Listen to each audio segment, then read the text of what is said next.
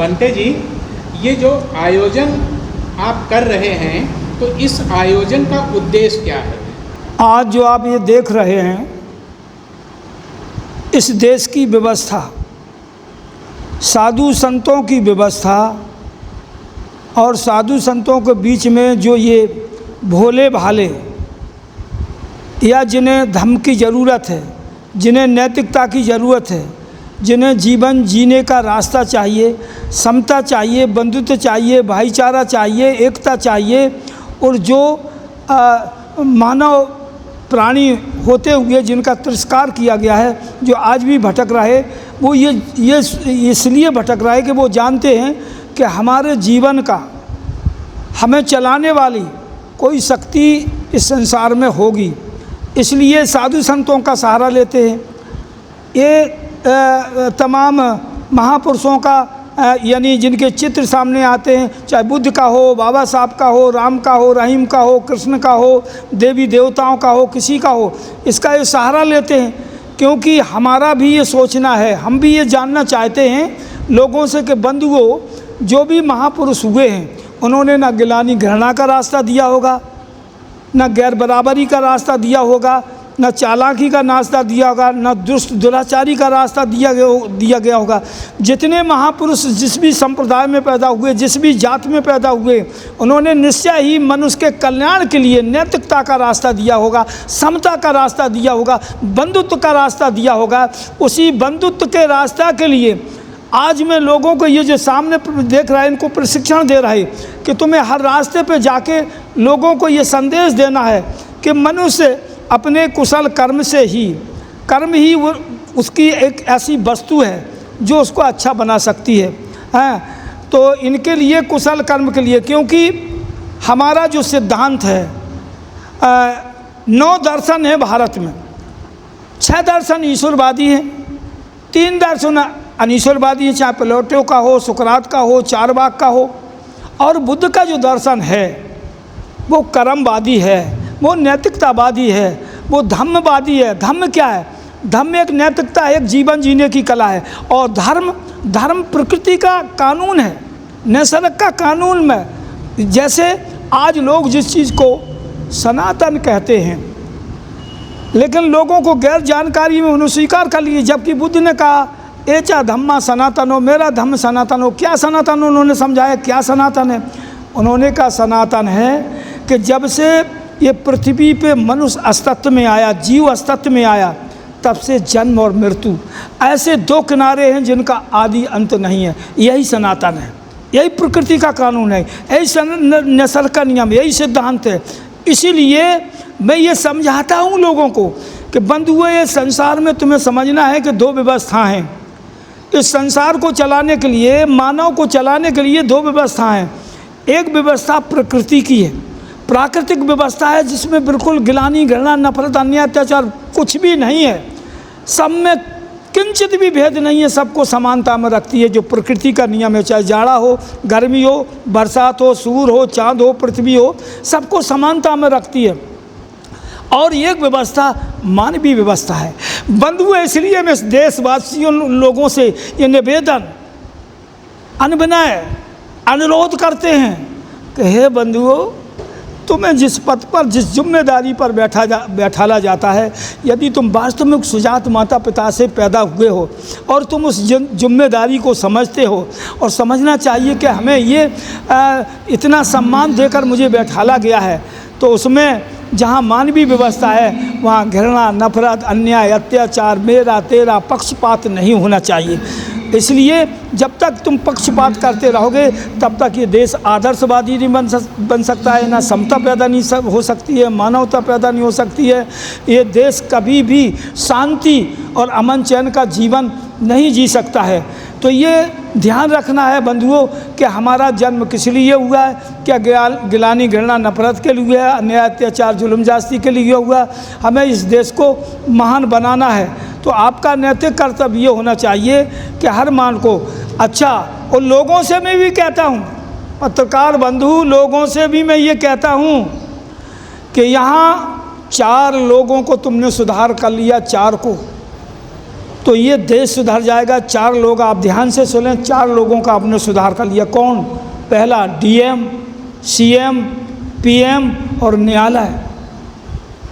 जिसे हर ज़िले में एक डीएम रहता है, उसके अंडर सारे विभाग होते हैं। उसे जानना चाहिए कहाँ भूखे नंगे लोग हैं, कहाँ अशिक्षित लोग हैं, कहाँ ऐसे लोग हैं जिनके लिए पानी नहीं है, सड़क नहीं है, सर ढकने की व्यवस्था नहीं है, शिक्षा नहीं है, कहाँ गुंडा किस्म के लोग रहते हैं, कहाँ अपराधी किस्म के लोग रहते हैं, कहाँ नशा युक्त लोग रहते हैं। तो बंधुआ, अगर डीएम को ये अपने में जानकारी नहीं है तो वो कैसे ज़िले का मालिक है? वो ज़िले का मालिक है, उसको इन सारी बातों का जिम्मेदार होना चाहिए। सारी जिम्मेदारी सारे मानव की उसके ऊपर जिम्मेदारी है। और यदि सीएम जो होता है, जो एक प्रांत का होता है, चीफ मिनिस्टर जिसे मुख्यमंत्री कहते हैं, अगर वो अपने आप में सुधार कर ले, वो समता हो, उसमें समानता हो, एकता की अखंडता हो, जात आदि का उसके अंदर किसी प्रकार की बू ना आती हो, अपने पराये की बू ना आती हो, गंध ना आती हो, तो वो चाहे तो पूरा प्रदेश अच्छा बन सकता है। और अगर प्रदेश का मुखिया गड़बड़ है, अगर देश का मुखिया अच्छा है, पीएम बढ़िया है, तो ये देश आदर्शवादी बन सकता है। अगर पीएम के दिल में जरा भी ये जगह कर जाए बात कि बोधिसत्व बाबा साहब को हर चौराहे पे आदमी आप मिलेंगे, उनकी पहचान हर चौराहे पे बोधिसत्व बाबा साहब खड़े हैं, क्योंकि उन्होंने इस देश के हर मानव के कल्याण के लिए मार्ग दिया है, समता का मार्ग दिया, पवित्र जीने का उनको अधिकार दिया है।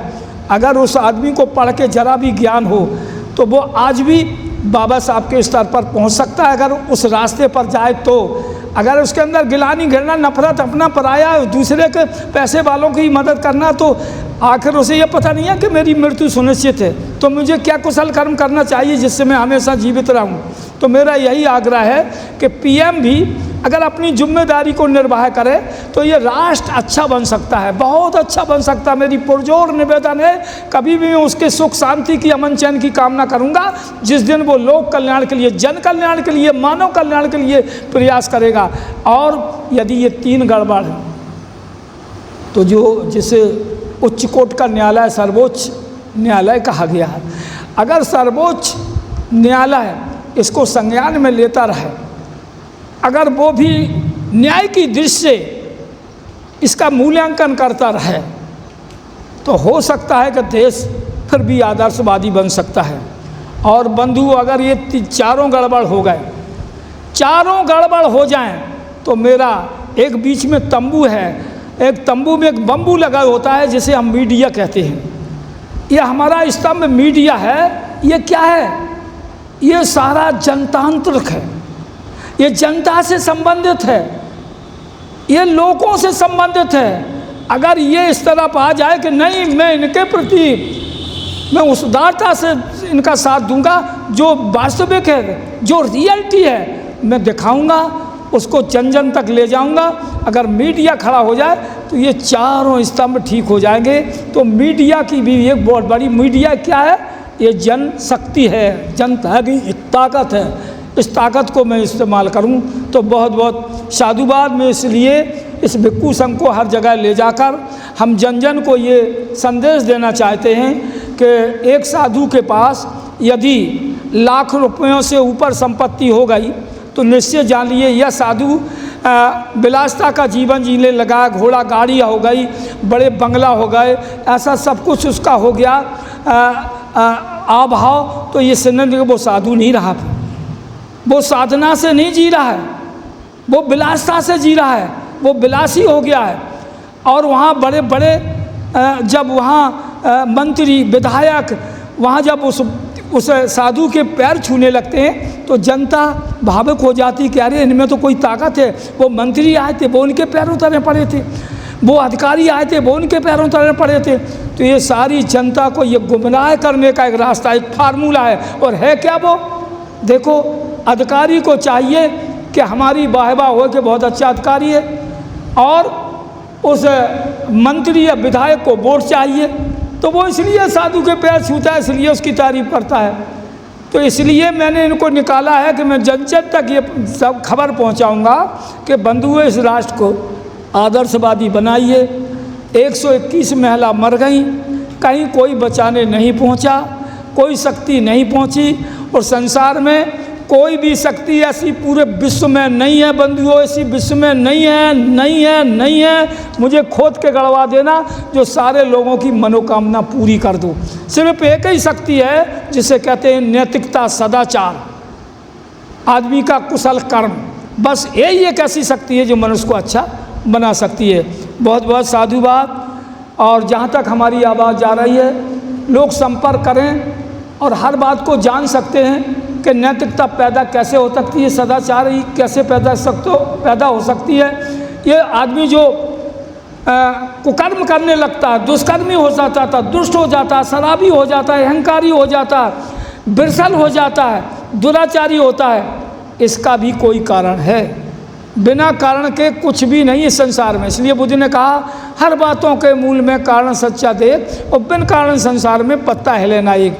तो हर चीज़ का कारण है, और कारण का निवारण है। निवारण के लिए बुद्ध ने जो ये जगह जगह ये भिक्षुओं को जो पैदा किए, हमारे जैसे लोगों को ये विलासता के लिए नहीं किए हैं, ये लोगों को अमन चैन का संदेश देने के लिए, सुख शांति का संदेश देने के लिए हम उनके बीच में आए। इसी के साथ हम सब संसार के लोगों की कामना करते हैं कि सभी संसार के प्राणी सुखी हों, सबका कल्याण हो, सब निरोगी हों, सब स्वस्थ हों, सब चिरंजीवी हों, सब में भाईचारा हो। बंधुओं, बहुत बहुत साधुवाद। साधु साधु साधु।